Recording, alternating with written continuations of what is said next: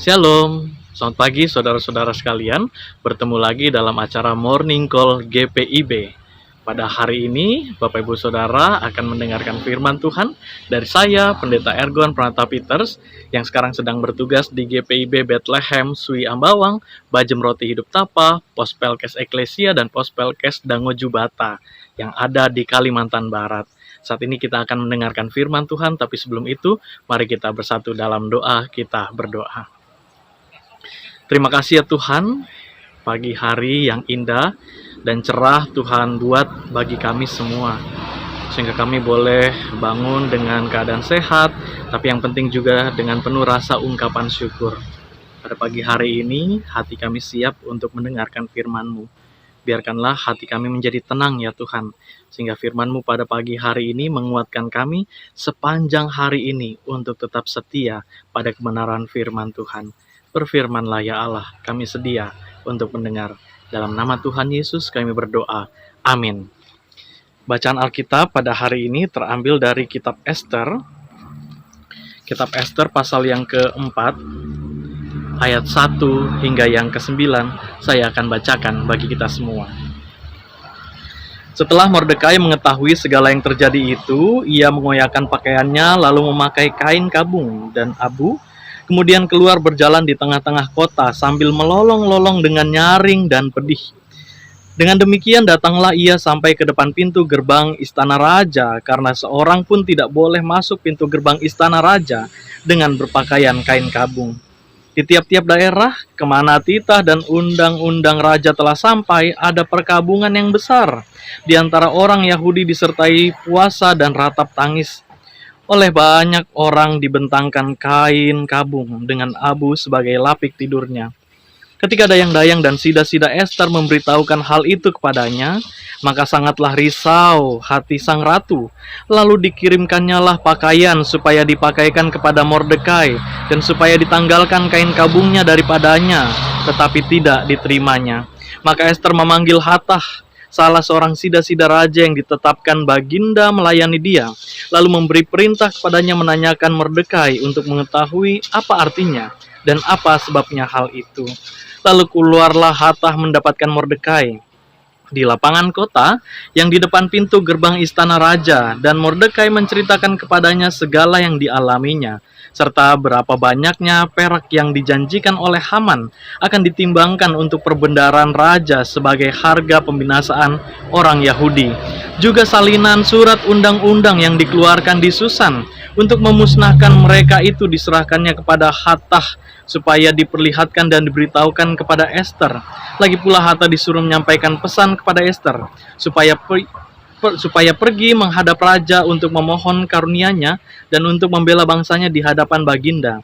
Lalu masuklah Hatah dan menyampaikan perkataan Mordekai kepada Ester. Demikianlah firman Tuhan.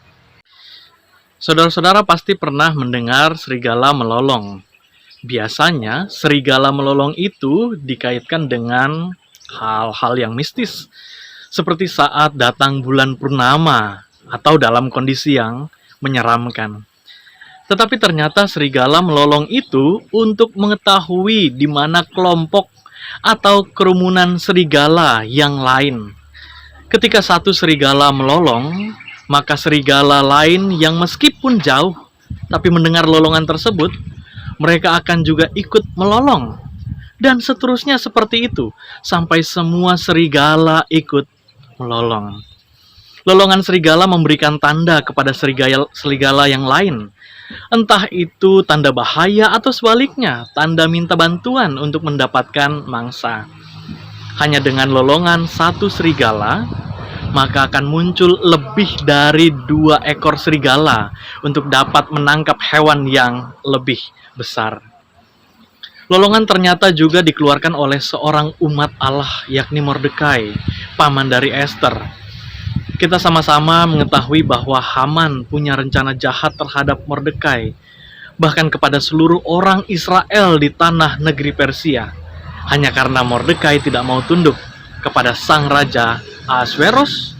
Haman memiliki dendam terhadap Mordekai, dan bahkan dendam itu membawanya sampai kepada raja dan menyatakan bahwa semua orang Israel atau Yahudi harus dihabisi. Kita tidak tahu apa yang sebenarnya agenda Haman ketika ia memilih untuk memusnahkan orang Yahudi.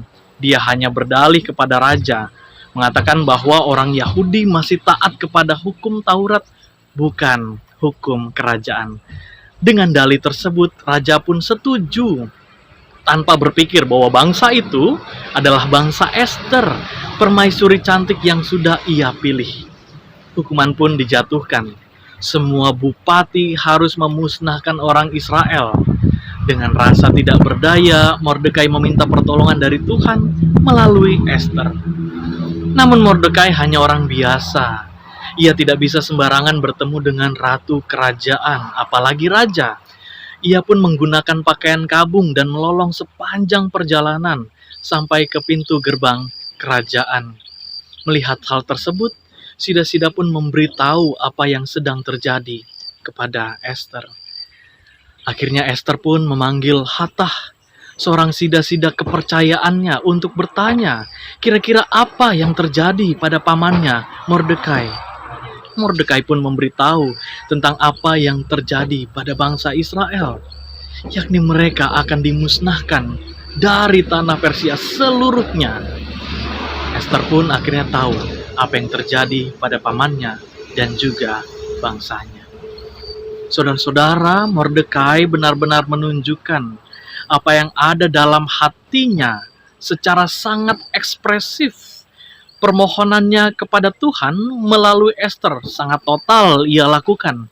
Lolongannya tidak menjadi sia-sia karena dia percaya bahwa Tuhan memang betul-betul mendengar, dan memang betul-betul Tuhan melihat lolongan tersebut dan membuat suaranya terus bergelombang, memberikan efek domino sehingga Sida-Sida mendengar, Ester mendengar, bahkan kelak Raja Ahasweros pun mendengar lolongan sang pendoa, yakni Mordekai. Saudara-saudara yang dikasihi oleh Tuhan, ketika saudara sedang menyuarakan yang benar, ketahuilah bahwa pertama-tama Allah itu mendengar suara saudara. Setelah itu Allah membuat suara itu terdengar juga kepada orang lain. Oleh sebab itu, pelayanan firman itu tidak hanya terjadi di atas mimbar, melainkan saudara-saudara juga sebagai umat Tuhan yang diutus oleh Allah untuk melolong menyatakan yang benar. Jangan pernah takut salah, jangan pernah takut suara saudara kecil, jangan takut tidak didengar. Karena percayalah, selayaknya serigala, lolongan kita juga akan didengar oleh orang lain. Orang lain pun akan melolong menyatakan kasih Tuhan bagi setiap orang yang membutuhkan. Dalam bulan Pelkes ini pun, mari kita bersama-sama melolongkan suara bagi setiap orang yang ada di pedalaman. Ketahuilah, sedikit lolongan kita akan menjadi suara yang menggelegar di tengah dunia, menggemakan nama Tuhan Yesus sampai ke ujung bumi. Saudara-saudara, selamat melolongkan suara kebenaran. Tuhan Yesus memberkati kita semua. Amin. Mari kita berdoa.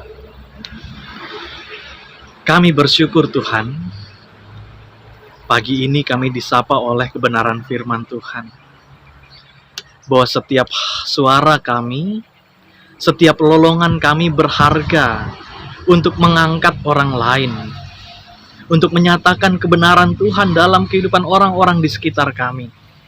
Tuhan, kuatkan dan tegarkanlah kami. Janganlah biarkan kami kalah oleh setiap hal yang ada ingin menjatuhkan kami, bahkan menutup suara kami, suara kebenaran kami. Kami yakin dan percaya Tuhan, Engkau mendengar dan akan menggemakan suara kebenaran kami bagi orang lain, sehingga nama Tuhan akan senantiasa dipuji dan dimuliakan. Berkatilah ya Tuhan kegiatan, aktivitas, pekerjaan pelayanan kami pada hari ini, dari pagi sampai malam nanti. Semua kami serahkan dalam tangan kuasa Tuhan yang sangat kuat, memperlengkapi kami akan segala sesuatu dan menghadapi berbagai pergumulan yang akan kami hadapi pada hari ini. Terima kasih ya Allah, dalam satu nama yaitu Putramu Yesus Kristus, Tuhan dan Juru Selamat, kami telah berdoa dan mengucap syukur. Amin. Demikian Morning Call pada pagi hari ini. Tuhan memberkati saudara dari pagi ini sampai malam nanti. Tuhan Yesus memberkati. Shalom.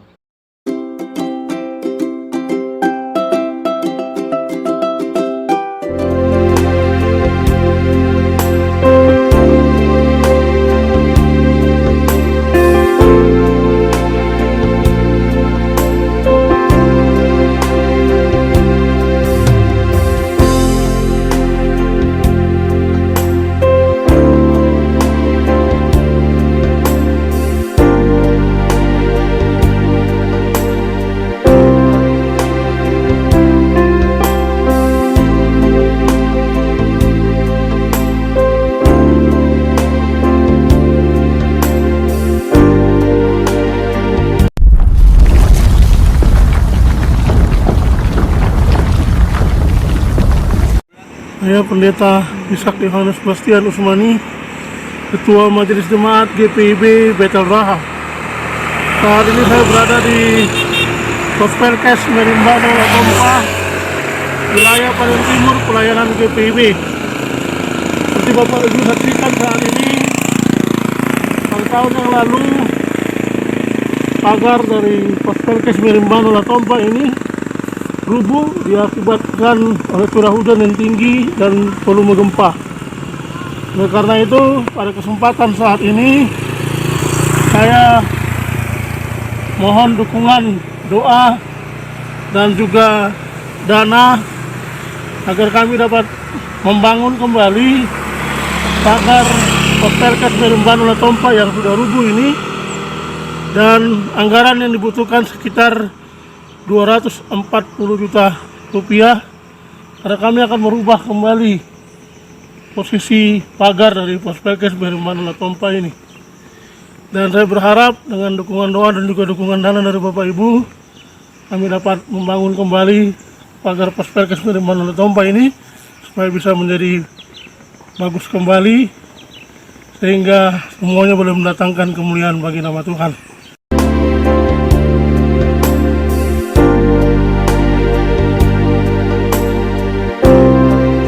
Terima kasih.